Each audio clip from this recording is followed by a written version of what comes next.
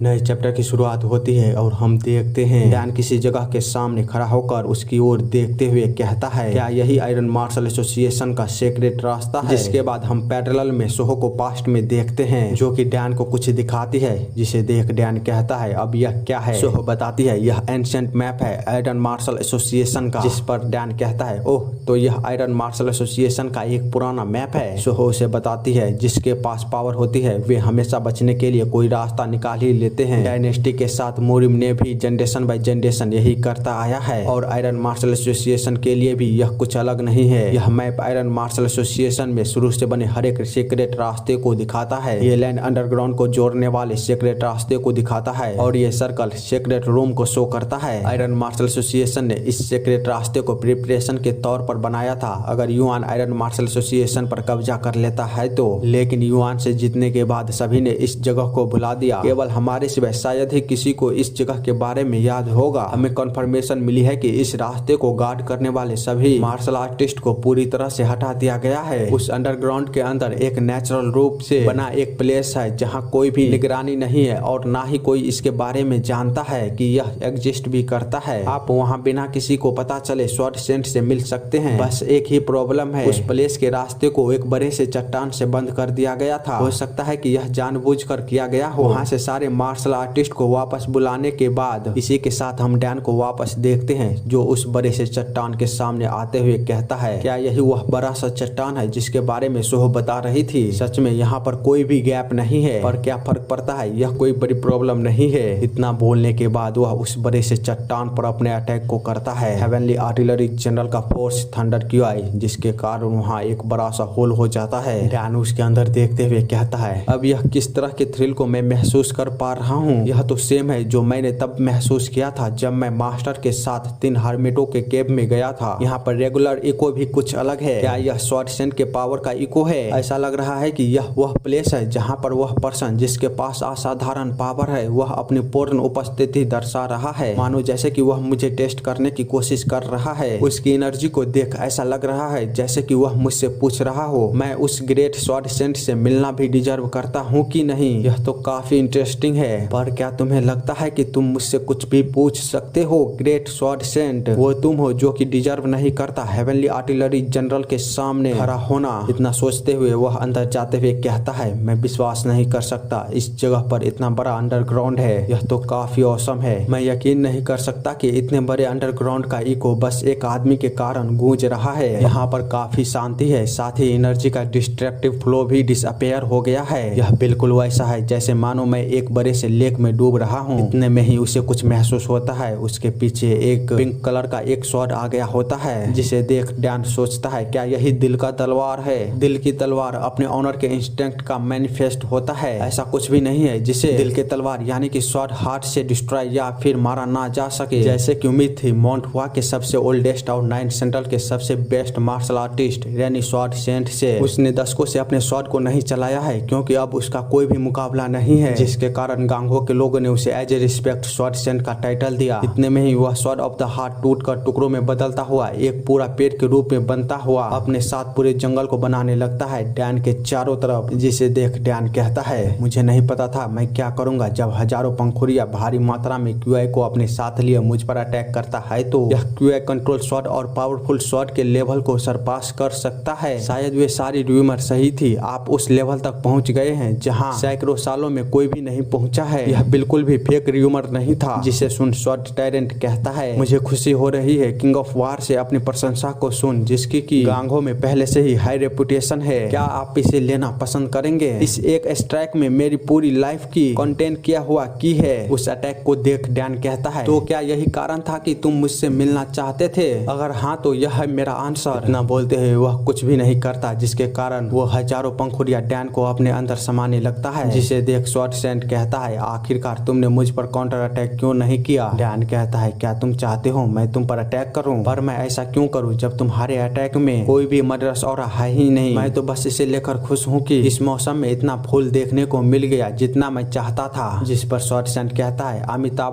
कितना fearless young man है। मैं विश्वास नहीं कर सकता हूँ कि तुम मेरे स्वॉर्ड अटैक को बस अपने नंगे हाथों से रोकने की कोशिश करने वाले थे। पर खैर छोड़ो, मैं 9 सेंट्रल का हेड रेनी स्वॉर्ड सेंट तुमसे मिलकर अच्छा लगा। डैन कहता है मेरा नाम डैन सायू है, मुझे माफ करिएगा, मेरा बिहेवियर थोड़ा अच्छा नहीं था। स्वॉर्ड कहता है अरे नहीं नहीं, मैं वह था जिसने पहले आपको इन्वाइट किया और फिर आप पर अपने स्वॉर्ड के साथ अटैक किया। मैं बस जानना चाहता था 5 ड्रैगन लीग के हेड पर अटैक करने वाला पर्सन किस तरह के टेक्निक को यूज करता है मेरे अनपैरेलल अटैक के अगेंस्ट में। डैन उसके आगे बैठते हुए बताता है हम यहाँ आज बातचीत करने के लिए आए हैं। जिस पर स्वॉर्ड भी कहता है आप ठीक कह रहे हैं, भले ही आप उसे ना दिखाए पर फिर भी आप अपने पावर को नहीं छुपा सकते, क्योंकि जब भी कोई हार्ट ऑफ द स्वॉर्ड जैसे एक्स्ट्रा ऑर्डिनरी चीज को देखता है तो एटलीस्ट बेचैनी की हल्की सी भी एक्सप्रेशन को दिखाता है। लेकिन मैंने आपके चेहरे पर ऐसा कोई भी एक्सप्रेशन नहीं देखा। मैं बस आपको देखकर ही बता सकता हूँ कि आप कितने स्ट्रांग हैं। लेकिन फिर भी मैं एक चीज को लेकर काफी क्यूरियस हूँ, यदि मैं आखिर में अंत तक अपने स्वॉर्ड को वापस नहीं लेता तो आप क्या करते? इससे कोई फर्क नहीं पड़ता है कि आप कितने स्ट्रांग है, यह कोई भी मामूली स्वॉर्ड नहीं है जिसे आप खुले हाथों से रोक सकते हैं। आप यह नहीं कह सकते हैं कि आप इतने कम समय में काउंटर अटैक कर सकते थे। डैन उसे बताते हुए कहता है मेरे इस नीली आंखों को घोस्ट आई कहते हैं, इसकी हेल्प से मैं अपने ओपोनेंट के क्यूआई फ्लो को देख सकता हूँ, जिसके कारण मैंने पहले ही देख लिया था आपके अटैक में कोई भी मर्डरस ऑरा नहीं है। मेरा फैसला अगर इसे लेकर गलत होता तो मैं कब का मर जाता। इस तरह बैठकर आपके साथ बातचीत नहीं कर रहा होता, क्योंकि भले ही मैं कितना भी पावरफुल क्यों ना हो जाऊं पर फिर भी मेरे पास आपके स्वॉर्ड को खुले हाथों से रोकने की कॉन्फिडेंस नहीं है। और क्या स्वॉर्ड के पास अब कोई रास्ता नहीं है जो मुझसे मिलने के लिए 5 ड्रैगन लीग के सर्विलेंस से बचते हुए इस सीक्रेट प्लेस पर आना पड़ा? जिसे सुन स्वॉर्ड